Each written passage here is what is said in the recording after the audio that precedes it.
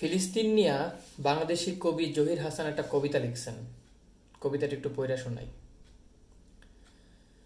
নিশ্চয়ই কিছু একটা আছে ফিলিস্তিনে, ফিলিস্তিন আমাদের দেহ, তা না হইলে ওই ভূমিতে বোমায় দেহ ছিন্ন বিচ্ছিন্ন হইলে আমাদের আত্মায় রক্ত ঝরে কেন?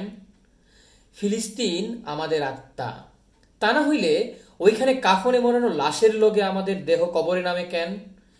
নিশ্চয়ই কিছু একটা আছে ফিলিস্তিনে, ফিলিস্তিন আমাদের বড় একটা সত্য, তা না হইলে ফিলিস্তিনের লগে একটা না আমরা লড়ি যাইতেছি কেন?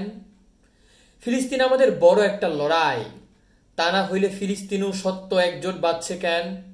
নিশ্চয়ই কিছু একটা আছে ফিলিস্তিনে, ফিলিস্তিন আমাদের বাড়ি ঘর ঠিকানা, তা না হইলে ফিলিস্তিনে বাড়ি ঘর ভাঙলে আমরা শরণার্থী হয়ে যাই কেন?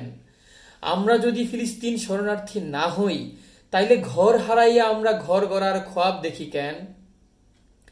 নিশ্চয়ই কিছু একটা আছে ফিলিস্তিনে, ফিলিস্তিনের আজান আমাদের আজান, তা না হইলে জলপাই ঘিরা বাইতুল মুকাদ্দাসে নামাজ আদায় করতে দাঁড়ায় পড়ি কেন? বাইতুল মুকাদ্দাস সদা সিধা হয়ে দাঁড়ায় রয়, তা না হইলে আমাদের আজান মজলুমের কানে পৌঁছায় কেন?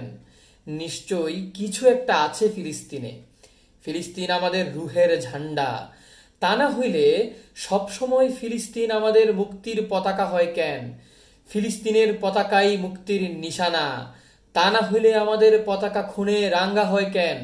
নিশ্চয়ই কিছু একটা আছে ফিলিস্তিনে, কিছু একটা আছে ফিলিস্তিনে।